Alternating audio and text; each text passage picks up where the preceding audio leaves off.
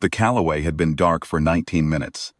When the first vreth ship came over the ridge of the debris field and painted her with active sonar, I watched the return bloom on the tactical display.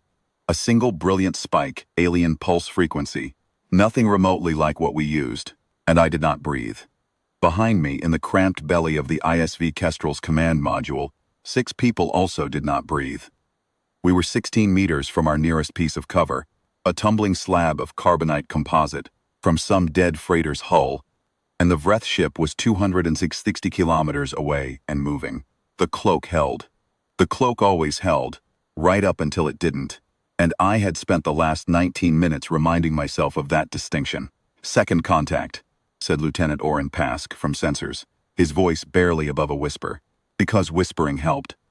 Sound didn't cross vacuum, and the vreth weren't listening for it anyway, but because the Kestrel's interior had taken on that particular silence that happens when everyone in a sealed hull understands they are in the presence of a genuine unknown. You feel it as a drop in your core temperature. You feel it in the stillness of people who have stopped fidgeting.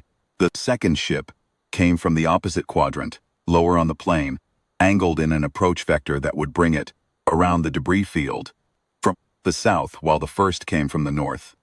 It was a hunter's geometry. I understood that much. I had spent the prior 3 weeks reading every classified intelligence file the colonial fleet had compiled on the vreth concordance. It was not many files, and was not, by any analyst reckoning, comprehensive.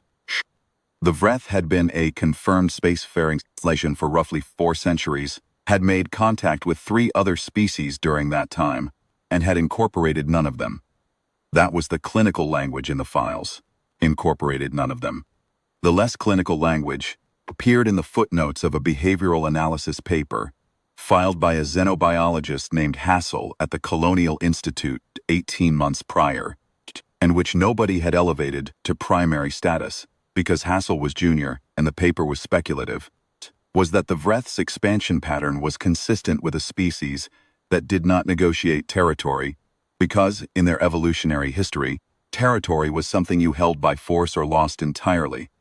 The paired encirclement, the staggered angles, the way one ship always held its distance while the other probed, those were the tactics of a pack animal, evolved over millions of years to take down things larger than itself. The vreth hadn't invented that doctrine in a fleet academy somewhere. They had been born with it. The Callaway sat 90 kilometers further in, her lights out, her drives cold, crew of 14, sealed in emergency pressure suits, waiting for whatever came next. They had been surveying the accretion ring at the edge of vreth concordance space, technically neutral territory under the Caspian Accords, though the vreth had never formally acknowledged those accords, which was one of the 17 diplomatic ambiguities the colonial authority was in process of resolving when the Callaway's main drive had catastrophically failed. She had broadcast a standard distress signal for 11 minutes before someone in her crew had understood what their ship's passive sensors were, showing them, and cut the signal cold. 3 vreth ships had responded to the beacon before the silence fell. We had been in position, cloaked, 22 days. That is the part of the story that most people don't understand when I tell it now, years later, in the briefing rooms, and the recorded interviews, and the occasional public lecture I still give when the colonial authority decides the public needs. Another incremental disclosure about what happened at the Callaway debris field. They imagined some rushed deployment, a rescue mission launched the moment the Callaway went dark. They imagine urgency. It wasn't like that. Kestrel had been in that debris field for 3 weeks on a different long-range observation of vreth concordance fleet movements. Near the accretion ring, the kind of patient collection work that produces intelligence files. Nobody reads until something urgent happens, and then everyone wishes they'd read them earlier. And when the Callaway had her failure and lit herself up with a distress signal, we were already there. Captain Odell Fears had made the call inside of 30 seconds. We would not break cover to assist. Not immediately. Not in the absence of information we didn't yet have. Breaking cover would tell the vreth exactly what the Kestrel was. A colonial fleet stealth cruiser operating deep in the contested zone, and we did not yet know enough about the vreth to know whether that was survivable. We knew enough to be cautious. We knew enough to wait. And if the vreth moved to destroy the Callaway, we would make a choice. That was 22 days ago.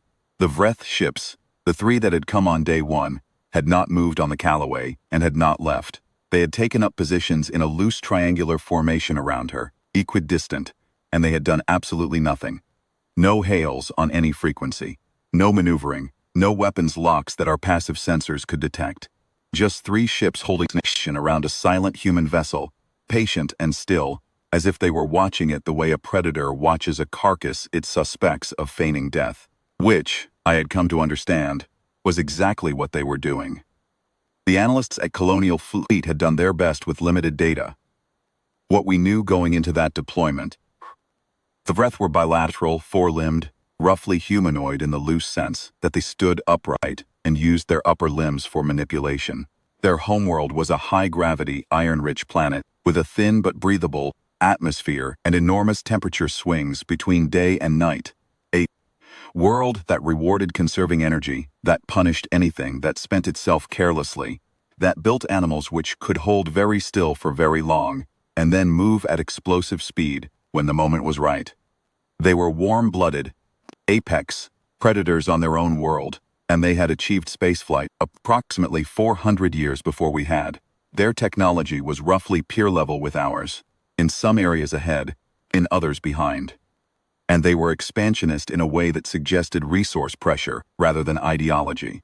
What the analysts had struggled to model was the sociology.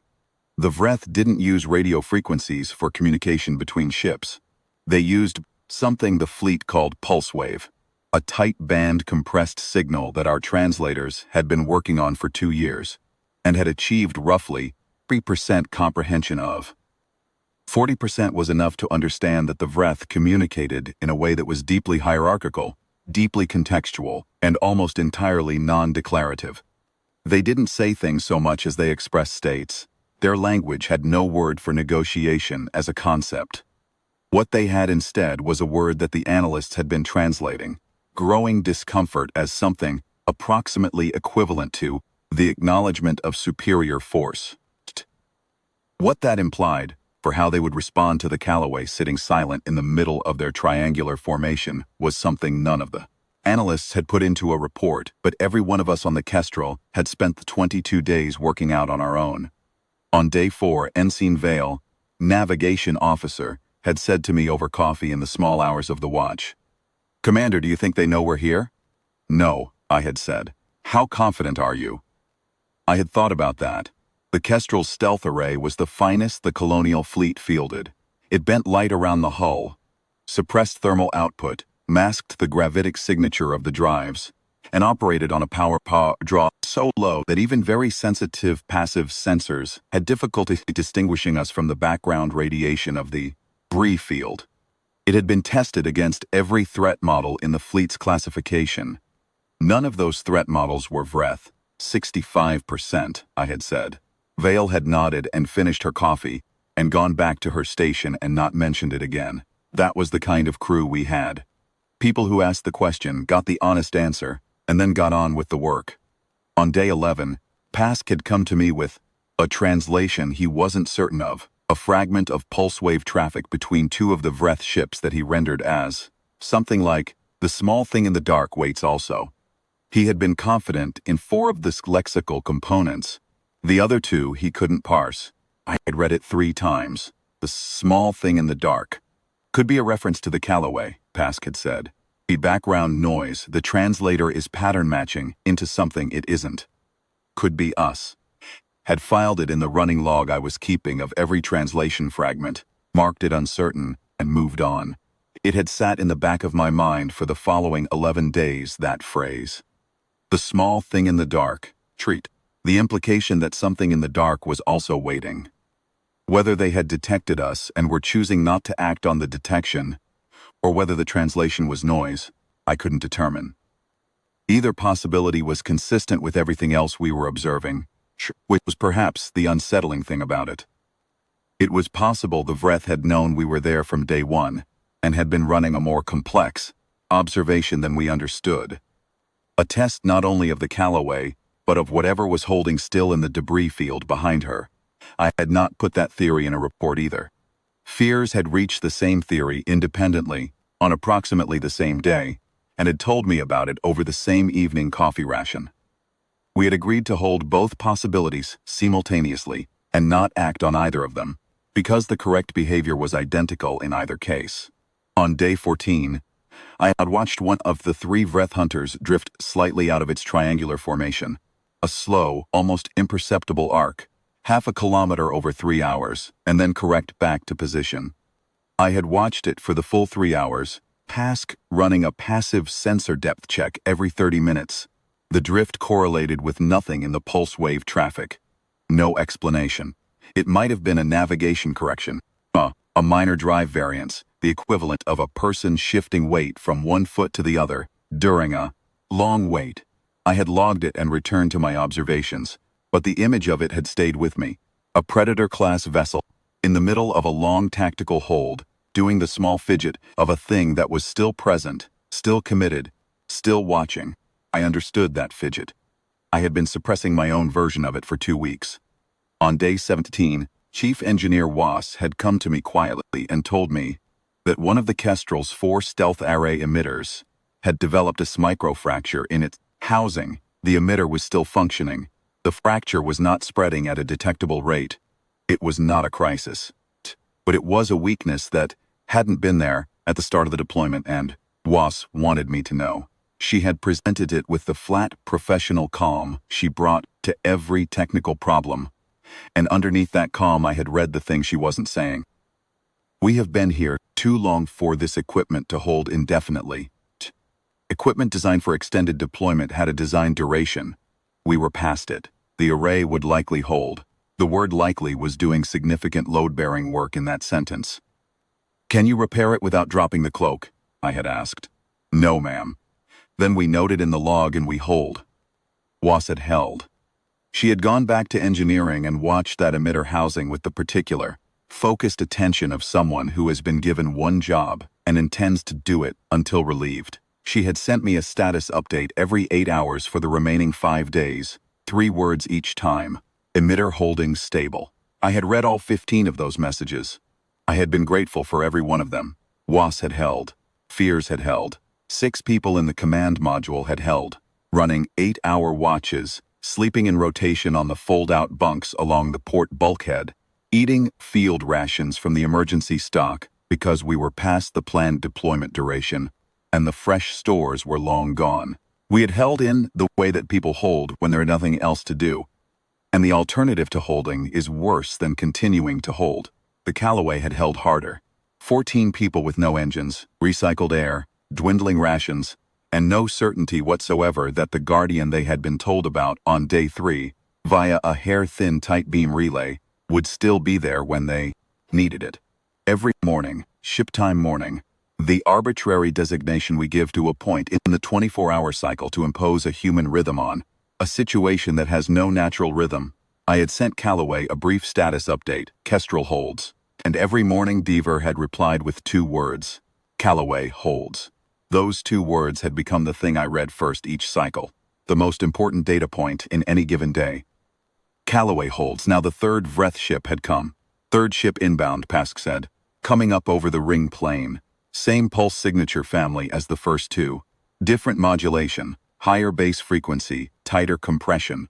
We've logged that modulation pattern to twice in the observation data. Both times it preceded a vessel that subsequently held senior position in formation. Senior. The bigger ship came over the ridge of the accretion ring, and I watched it resolve on the passive sensors. Heavier displacement than the 2 hunters already on station. Not by a huge margin, but enough to matter. Not a capital ship, but a step up the chain from what was here already. The kind of vessel you sent when the first ship sent back. Something that required a more senior set of eyes. Fears, I said over the command channel. I see it, the captain said. He was in the forward observation blister, where he'd spent most of the last week. A small glass and composite protrusion at the Kestrel's bow that gave a direct visual on the debris field. Outside, I had asked him once whether he was watching for something specific.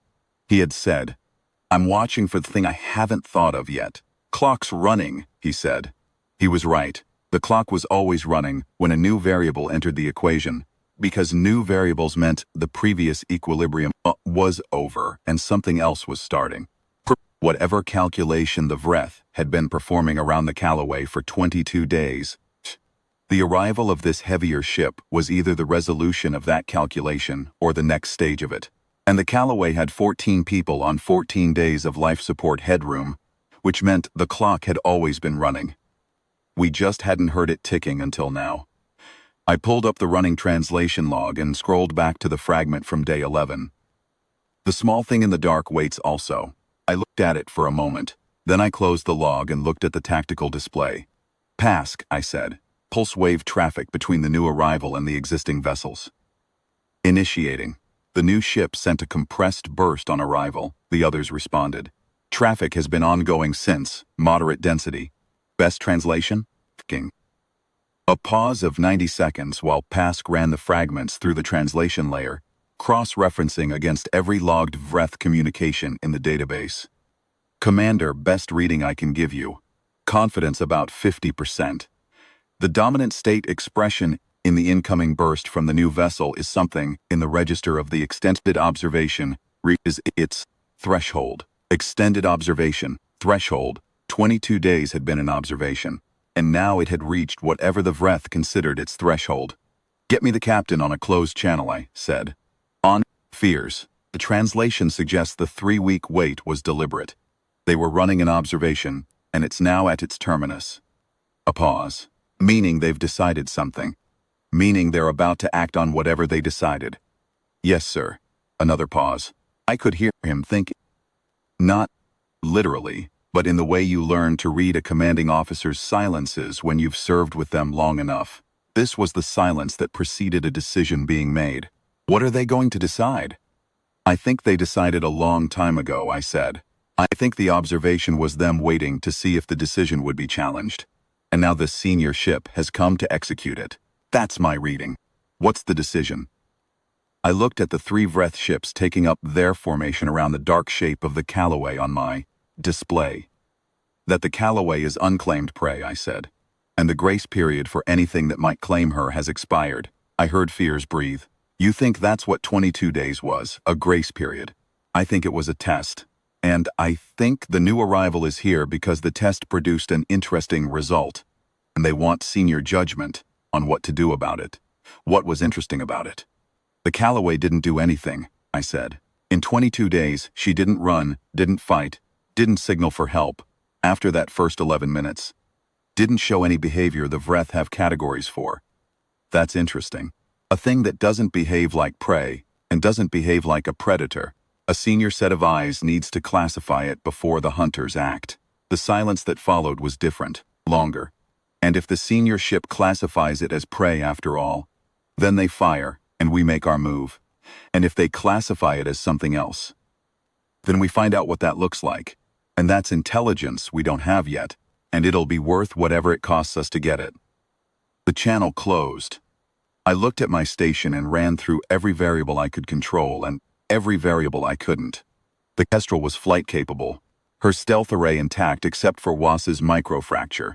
The escort wing, 3 Anvil series light attack craft, cloaked 2 kilometers off our port quarter, had been holding position for 22 days, in parallel, and reported no anomalies in their last status check, 8 hours ago.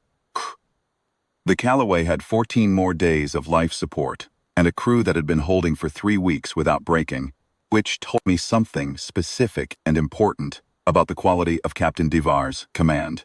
The 3 vreth ships were taking up a formation I recognized from the observation data. Equilateral triangle, Callaway at the center, forward weapon emplacements angled inward. That was not an observation formation. That was a resolution formation. "Ensign Calder," I said to damage control, "run a quiet check of all primary systems. I want a full green status report in 10 minutes. "Yes, Commander." "Pask, continuous translation on all vreth pulse wave traffic. Flag every state expression that appears in more than one vessel's transmissions, simultaneously. Running. Navigation. Plot me a decloak and maneuver sequence. 3 options, full aggressive profile on all 3. I want immediate choices available, not calculated on demand. Vale's hands were already moving. Options 1 through 3, on your display in 4 minutes. I stood at the tactical station and watched the vreth ships complete their formation. They moved with the unhurried precision of things that were certain of the outcome. The larger ship took the apex position, directly opposite the Callaway from our angle, the most exposed to anything that might come from the debris field. That told me something too.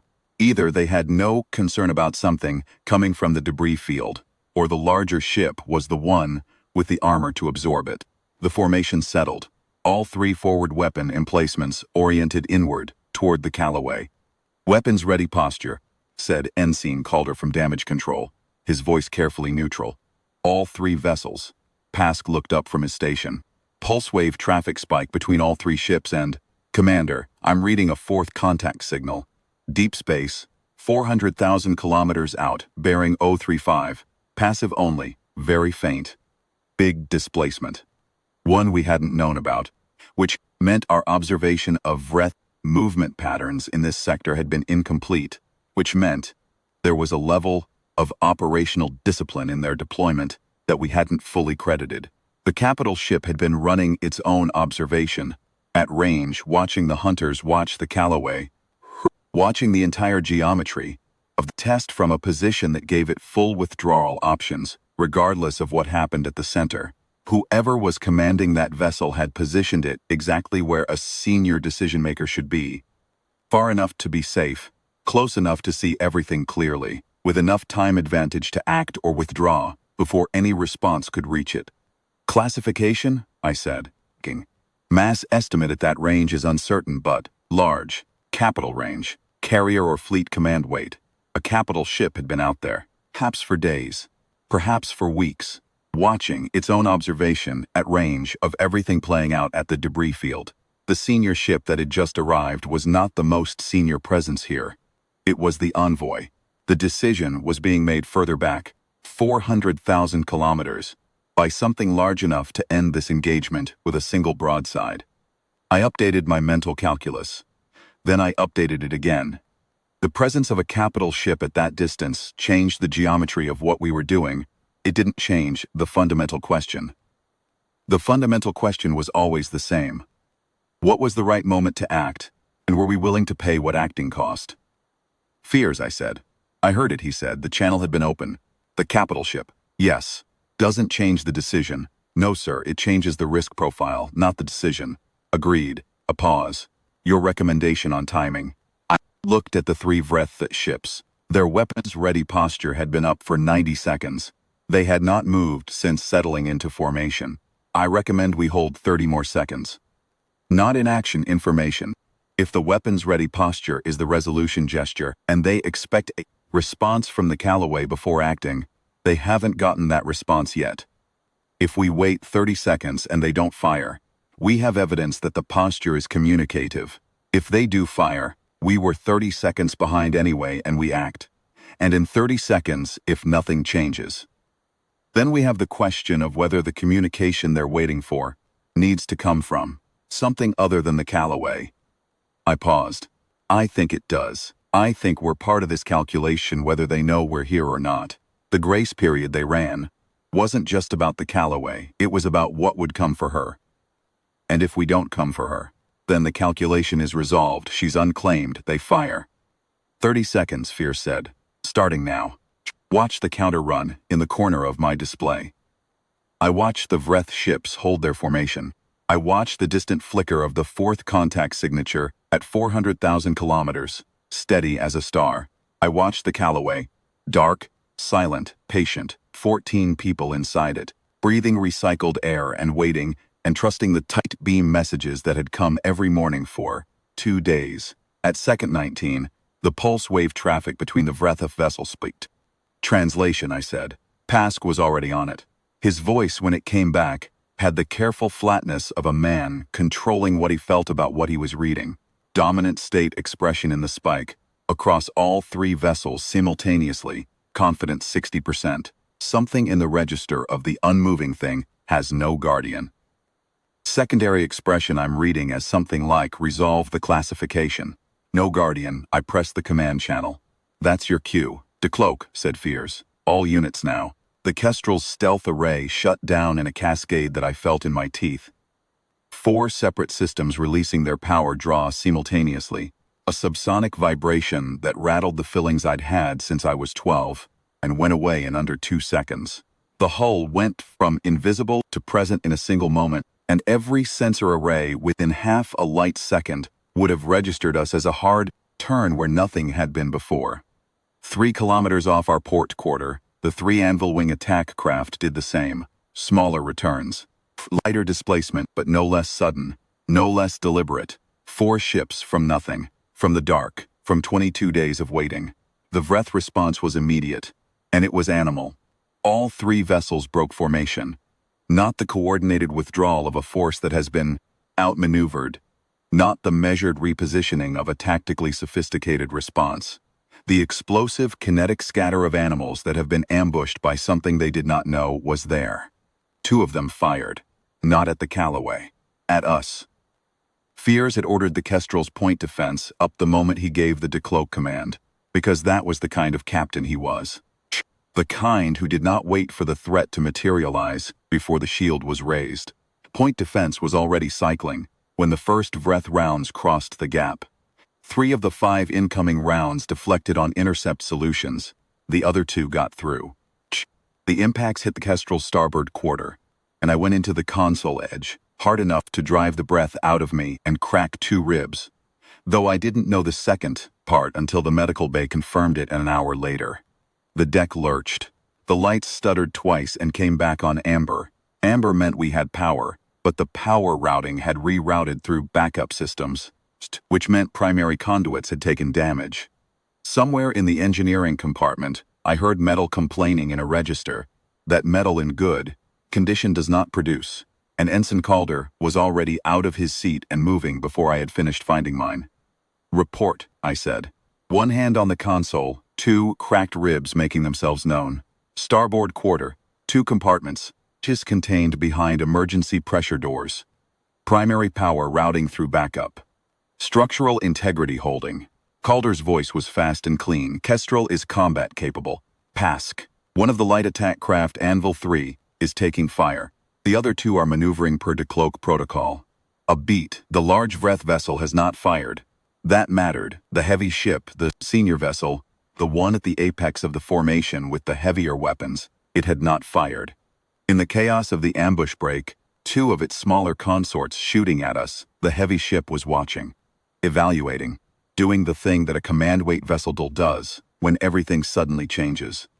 Deciding what this is before committing a response. Firing solution on the lead vessel ready, I said. Ready, Commander. Main battery, full yield, clean kill calculation, hold. I watched the display. The 2 smaller hunters were repositioning with speed the threat models had underestimated. Faster than our assessments had flagged them. Tighter turning radius. More aggressive in their intercept arcs. One of them had broken from the engagement with us entirely and was burning hard toward the Callaway. Not toward us. Toward the survey ship. Callaway was not the threat. We were the threat. And the vreth hunter was going for the Callaway because the Callaway was still unclaimed prey in their calculus, and whatever came out of the dark to defend her, the prey itself was still available. Anvil 1, I said over the relay, toward Callaway. Intercept their hunter 2. The response was immediate. Lieutenant Karras in Anvil 1 peeled out of his evasion arc with an efficiency that told me he had already seen the geometry. He came around hard, 3/4 burn, chained, and the intercept arc he chose was the only one that would get him to the gap before the vreth hunter reached Callaway's hull. What followed happened in 9 seconds. I watched it on the display the way you watch something happening at a speed and distance that makes intervention impossible. Karras drove his Anvil series craft into the space between the vreth hunter and the Callaway and stopped his burn. Still not dead, but interposing, putting his ship as deliberately across that approach vector as a door war closing in a frame. The vreth hunter fired. Anvil 1 ceased to register on the display. 9 seconds, I said, just his name. There was nothing else to say in the moment, and nothing else to do with it, and any word other than his name would have been something other than what it was. The crew of the command module did not react visibly. They had jobs to do. They were doing them. The vreth hunter that killed him is reorienting toward us, Pask said. Firing solution, I said. Ready. Execute. The Kestrel's main battery spoke once. The sound of it inside the hull was a single deep percussion, felt more than heard. The vibration of enormous directed energy, discharging through the forward weapons array. Firing solution had been calculated for a clean kill, and it was a clean kill. The heavy vreth command weight vessel ceased to exist in a precise and final way, and the debris sphere spread outward in a brief blossom that was already dimming by the time the light reached the Callaway's dark hull. Then silence on the display. 3 seconds of silence. 4. The remaining 2 vreth ships stopped firing. I had not expected that. In the threat models, the expectation was binary. Destruction of the lead vessel triggers either a full attack or a full retreat. Predator hierarchy doctrine, the analyst said, operated in those terms. Remove the command node and the pack either elevates the next in command and continues the engagement or fragments and withdraws. Not stillness. Not the suspended, evaluative quiet of 2 hunter-class vessels holding weapons active position in the aftermath of a command node kill. They were waiting. Again. Doing the thing they had apparently been doing for 22 days. Translated now into the middle of a firefight. Pulse wave traffic, Pask said. Heavy. Between the 2 remaining vessels and Commander, the capital ship at 400,000 kilometers is receiving the traffic. All 3 ships in a closed circuit. The capital ship, the senior presence. It had watched the decloak, watched the engagement, watched us fire once and stop. Receiving the field report now from the 2 hunters. Translation, I said, a long pause. Longer than usual. When Pask spoke, his voice was different, careful, in a way that meant he was choosing his words to match what he was actually reading, not what he expected to be reading. This is difficult. The state expressions in this traffic are outside the core vocabulary set I've been working. There are components I don't have reference for. But Commander, the dominant expression I can parse in the capital ship's response to the confidence 45%, so treat it as uncertain, is something in the register of. He stopped, took a breath. Something like, it came from within the stillness. I stood at the tactical station and looked at the display. Came from within the stillness. We had been still. We had been there all along, inside the debris field, inside the 22 days, inside the test they had been running, and we had not come from outside the test. We had been inside it with them the entire time, holding. Hessa, I said to communications, get me a tight beam to the Callaway. On, Commander. Captain Deaver. I kept my voice level, which required specific effort. This is Commander Tavari aboard Kestrel. I need you to activate your running lights, all of them. Maximum output. A pause of 3 seconds. 3 seconds in which I could almost feel Devar reading the situation, interpreting what I was asking her to do and why, deciding whether she trusted it. Then, Commander. Understood. Running lights, maximum output. Voice was steady in a way that settled something in my chest. Executing now. The Callaway came alive on the display. All her running lights at full output. Navigational beacons pulsing in the standard colonial fleet pattern. Every radio frequency she carried broadcasting simultaneously on the standard identification hail. Not running, not hiding, not transmitting distress. Announcing herself, calmly, completely without apology, as a specific kind of thing with a specific origin and a specific name, standing in the open and refusing to pretend otherwise. We had come out of the dark to defend her. She was showing what she was. The vreth held their positions. The capital ship at 400,000 kilometers did not move. 20 seconds passed. 30, 50. I watched the pulse traffic indicators on Pask's display. The signals were dense, continuous, flowing between the 2 hunters and the capital ship, in a pattern, unlike anything in our observation database. Not the brief tactical exchanges we'd been logging, something longer. Something that felt, from the shape of it, like consideration. Partial translation on the capital ship's transmissions, Pask said quietly. Confidence low. Commander. The state expression I'm reading is dominant in the capital ship's traffic to the hunters. It translates as something like, the Guardian was there all along, I breathed. No, I said quietly, mostly to myself, and to the shape of the idea that had been forming for 22 days in the back of my mind. The Guardian was waiting. That was the distinction the vreth hadn't been able to calculate. They had run the test of the unmoving thing, and they had concluded at second 28 that the Callaway had no guardian. Because no guardian had appeared in 22 days, they had not constructed a model for a guardian that could wait. A guardian that could be patient for 3 weeks in a debris field in the dark, still and capable and ready, and then appear from within the stillness at the exact moment it was needed, and speak once with precision, and go quiet, again. Their doctrine was built on a universe where predators moved and prey held still. They had encountered something that held still and was a predator. And those two things, in the same entity, produced a category they did not have. The capital ship is moving, Vale said from navigation. My stomach tightened into a familiar knot. Direction? Fear said. He had come through the hatch into the command module, while I was watching the pulse wave traffic. He was standing at the back of the room, looking at the main display. Away, sir, bearing 180 relative, steady acceleration. Away, not toward us. Not the approach of a capital vessel, preparing to resolve the engagement by force. Away. The departure of something that had seen what it came to see, and had made its assessment, and was withdrawing to record it. 2 remaining Hunter-class ships held for another 40 seconds. The pulse wave traffic between them continued, dense and rapid. Then one of them moved. A slow arc that brought it around to a departure heading, engines building, not fast. Considered. The second followed, separated by nearly a full minute of independent decision, as if each ship was making its own determination, rather than following a combined order. They were leaving. Not routed, not fleeing, leaving. At a pace that communicated something to anyone watching, and something in the way they moved.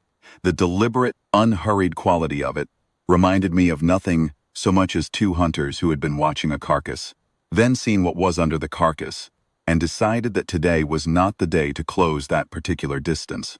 We watched them go until they were below the threshold of our passive sensors. Then we watched the space where they had been. The Callaway's lights kept burning. I sat down for the first time in 6 hours. I sat down because 2 cracked ribs were informing me, with increasing precision, that I had been overruling them through stubbornness. Because the Kestrel was no longer in immediate danger, and because the adrenaline that had been holding me upright had found the exit. Fears, the room, looked at me sitting on the deck against the console base, and looked at the way I was holding my left arm across my torso, and said nothing about it, which is the correct command response to an XO who needs a moment. Damage report, I said to Calder. 2 compartments sealed, Commander. Structural integrity holding throughout. Primary power routing restored to 80%. Chief Was has the secondary conduits rerouted. Kestrel is flight-capable, full jump range. A pause. Anvil 3 is flight-capable on 1 engine. Lieutenant Porrell reports she can reach the jump point under her own power, reduced speed. Estimated transit time to relay 14 hours against Kestrel's 6. He stopped. Anvil 1 is. I know, I said, Karras. I let his name sit there for a moment without trying to do anything with it. Then I said, get me Anvil Wing. 2 remaining pilots came online together. Lieutenant Saravos in Anvil 2 and Ensign Kale Porrell in the damaged Anvil 3. I gave them 30 seconds to report their status, and I listened. And then I said, Karras put himself where he needed to be. We will carry him home properly. Right now I need you both flight ready and focused. Is that understood? Both of them said yes in the flat, controlled way of people who are doing exactly what I was doing. Putting the grief somewhere airtight for the duration of the job, because the job still existed and required all of them. And grief was not a thing you could finish in 30 seconds, and it was not a thing you could forever. But it was a thing that could be held at the right distance, for the right length of time, by people who had been trained for exactly this kind of holding. Fears came to stand beside me. He looked at the tactical display and said, the capital ship. Yes, sir. It watched the whole engagement. Yes. It watched us decloak from inside the test they were running. It watched us fire once and stop. It watched the Callaway announce herself. He was quiet for a moment, and then it left. At a measured pace, I said. At a measured pace. He turned to look at me. You know what that means. It means the capital ship's captain, or whatever they are, made a decision. The decision was not to engage. The decision was to record and withdraw. and the state expression the capital ship sent to the hunters. What Pask translated as the Guardian was there all along. That's not a tactical assessment. That's the beginning of a strategic recalibration. Fears nodded slowly. They're going to have to rethink everything they thought they knew about us. Yes. And we're going to have to figure out what conclusions they reach, and whether those conclusions help or hurt. You think this helps? I thought about that honestly. I thought about the vreth capital ship, watching 4 colonial fleet vessels emerge from 22 days of stillness, in a debris field, watching the cloaked and the single shot and the instant halt of hostilities, watching the Callaway light herself up calm and complete in the aftermath. I thought about what that sequence communicated to a species that evaluated capability through the lens of predator hierarchy. I think it doesn't hurt, I said. I think it produces a category they didn't have. A thing that waits with capability and uses that capability with economy. That's not a prey category and it's not a predator category in the way they understand predators. It's something else. Something they're going to want to understand before they act again. And something they're going to want to test again, Fear said. Probably. But they tested it just now, for 22 days and 40 minutes, and what they got was us. So they saw something real about the test parameters. Fears was quiet for a moment. Get the Callaway. Bring them home. Yes, sir. Captain Alara Deaver brought her ship to us under emergency thrusters. It took 4 hours. During those 4 hours, the Kestrel ran her damage control, ran her full diagnostic pass, ran every backup system through its confirmation sequence. Pask spent the 4 hours extracting and annotating every translation fragment from the engagement, constructing a preliminary intelligence report that was going to arrive at Colonial Fleet Command, looking like nothing any analyst there had worked before. I spent minutes of those 4 hours in the medical bay getting my ribs bound by Corpsman Fell, who was professional and efficient, and did not comment on the fact that I had been running the engagement with them cracked, except to note it in the medical log. I spent another 40 minutes writing the letter for Karas's family. I had written letters like it before, for different names, different circumstances, the same fundamental impossibility of the task. The letter would carry my rank and my signature and the formal colonial fleet language that surrounded these events, and inside that language I would try to put the specific true thing about how he died, choosing, not being chosen, deciding where to be, and going there before the order could form, because the situation was clear, and he had understood it, and he was the kind of pilot who acted on understanding. I wrote 3 drafts and kept the third because it was the most honest and the least comfortable, and therefore the fit. When the Callaway came alongside and we put the transfer tube across, I was standing at the docking collar. 10 people came through one by one, every one of them still in pressure suits. They'd been in them for 3 weeks, and the suits had become a kind of second skin, a kind of armor, and the Kestrel's interior with its normal atmosphere and its amber lights and its smell of recycled air, field rations was apparently not yet real enough to make them want to take the suits off. They looked like what they were, people who had held themselves very still for a very long time, who had understood at some level that stillness was the only thing standing between them and an outcome nobody wanted, and who were now, for the first time in 22 days, permitted to stop holding. Captain Alara Deaver came through last. She was somewhere in her late 40s, close-cut gray hair, and the particular kind of eyes that come from long years of reading sensor returns in dark command rooms. Eyes that registered everything and revealed a controlled portion of it. She stopped when she saw me at the collar and looked at me for a moment. Kestrel, she said. Kestrel, I confirmed. A pause. How long were you there? 22 days. She didn't say anything for a moment. The pause was not surprise. She had known we were there since day 3, since the first tight beam relay, since the first Callaway holds message. The pause was something else, something that needed a moment of real silence to hold. We didn't know for certain, she said. We hoped. You held first, she said. I didn't have an answer for that, because she was right. And the rightness of it was something I'd been sitting with for 3 weeks and hadn't finished sitting with yet. The Kestrel had been there before the Callaway went dark. Fears's decision in 30 seconds. We hold, we watch, we do not move until the moment is right, had been the load-bearing structure of everything. That followed. The Callaway's 22 days of holding had been possible because they knew, via tight beam, that something was holding with them. The vreth's test had produced an answer because we had been inside it. It was not a chain of heroes. It was a chain of people who had each been in their position, doing the thing their position required for as long as it took. I showed Divar and her crew to the berthing compartments and left them to the medical team. Then I went back to the command module and stood at the tactical display one more time, looking at the empty space where the vreth ships had been. Pre-field. Accretion ring. The distant faint signature of the Callaway following us toward the jump point. Her running lights still on. Fears had filed the contact report before we jumped. Within 12 hours of our arrival at the relay point, Colonial Fleet Priority 1. Within 3 days, the Colonial Authority had opened a dedicated vreth concordance diplomatic channel, first formal one, not the back-channel gestures and incident report exchanges that had served for the previous 2 years. Within 2 weeks, the vreth had transmitted a formal response through that channel. The transmission was in pulse wave format and took the translators 4 days to render into something legible. When they did, the dominant state expression was not what anyone had expected from a civilization that had just lost a command-weight vessel and 2 hunter escort ships to a 4-craft colonial fleet ambush. It translated, with approximately 60% confidence, as something in the register of the nature of the thing in the debris field requires continued observation before classification can be finalized. Not a declaration of war.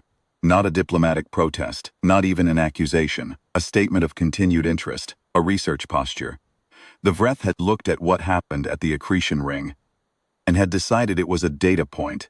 They did not yet have enough context to interpret fully, and their formal diplomatic response was the institutional equivalent of PASC flagging a translation as uncertain and adding it to the running log. They needed more data. They were going to keep watching. I was not involved in those conversations at the level where decisions were made.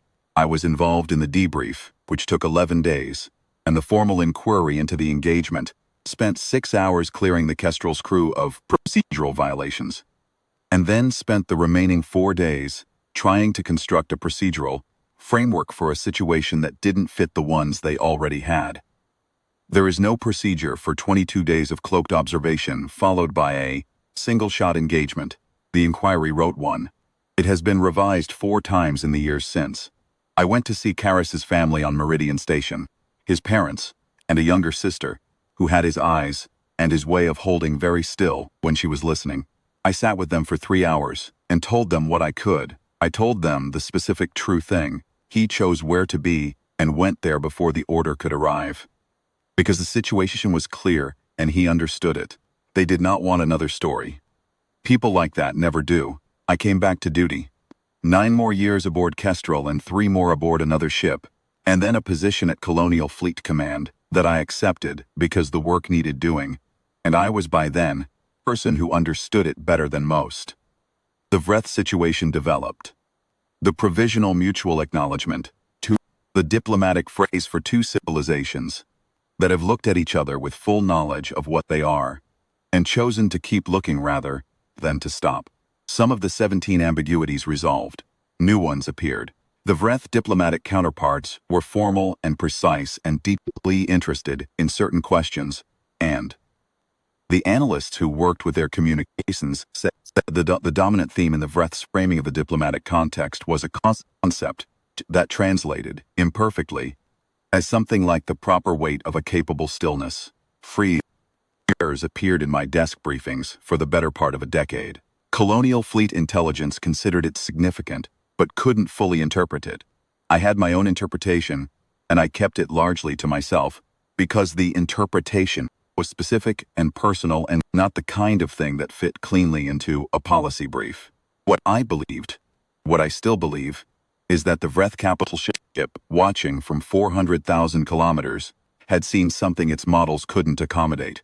Not the firepower. They had firepower in their models. Not the willingness to fight. They had that too, and they were good at it. What they had seen was the waiting. 22 days of stillness in the dark, with capability, with full knowledge of what was happening, clear firing solution available from day one, and the choice, the sustained deliberate choice, not to use it yet, to hold it.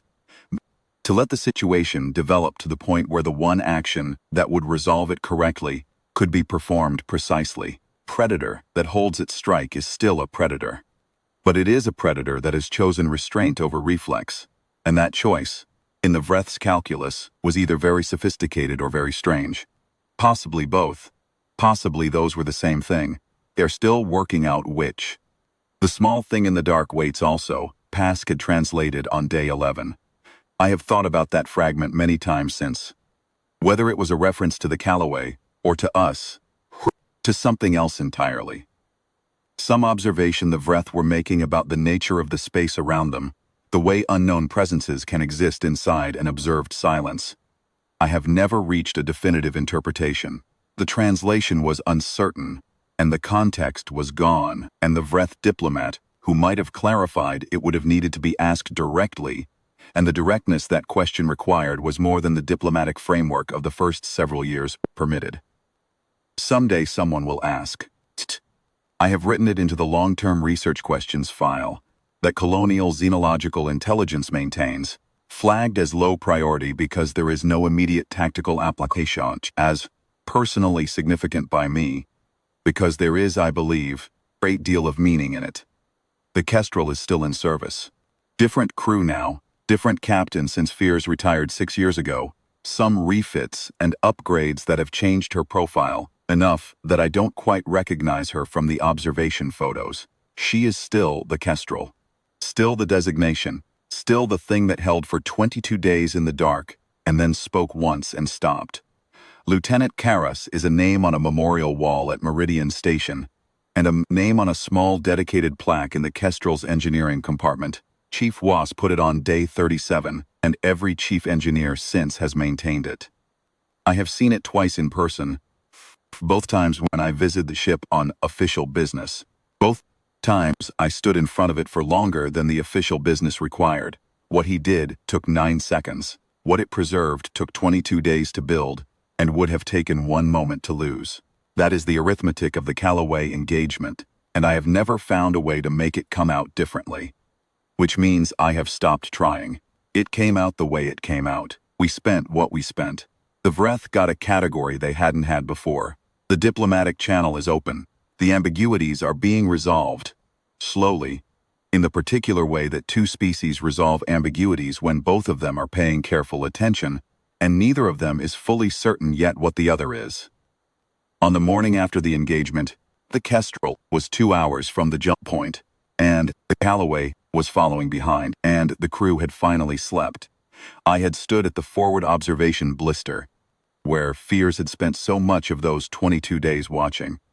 I had looked at the debris field receding behind us, the tumbling carbonite slabs, and the older hull fragments, and the ordinary particulate scatter, the accretion ring. And I had thought about what it had been to be inside that stillness, to hold a capability unused for 22 days, and to know every day that the moment was not yet right. Receive the tight beam confirmation every morning. Callaway holds. And to send back the response, Kestrel holds, and to understand that those were the whole of the conversation that mattered, the complete description of what was happening, the only truth that needed to be said. We held. That was what the vreth had not modeled for, not the firepower and not the willingness to use it, the holding, the specific human quality of being entirely capable and choosing to wait. Of being still and being dangerous and having those two things coexist not as contradiction but as design. The galaxy, I have come to believe, has many things in it that will need to learn that about us. Some of them will learn it the way the vreth learned it. Watching from a distance, then watching from closer, then receiving a single precise demonstration, and withdrawing to consider what they saw. Some of them will need more than one demonstration. That is what we are for, not the fighting. Any species with sufficient technology can fight, the holding. For the patience in the dark. For the 22 days of stillness that precede the one moment that resolves everything, and the willingness to pay what that moment costs. Karas knew that when he flew his ship across the gap, he didn't have a word for the thing he was demonstrating. He just did what it looked like. I've been trying for years to write the word that fits what he did, and what Devar did, and what Fears decided in 30 seconds at the start, and then held for 22 days. I keep coming back to the same one. Ready. We were ready. Kestrel was ready. Lieutenant Karas was ready in the exact, complete final way. 22 days in the dark of that debris field, patient and present, and coiled around a single moment that hadn't arrived yet, and when the moment arrived, we were there. We paid what it cost. And then we went home.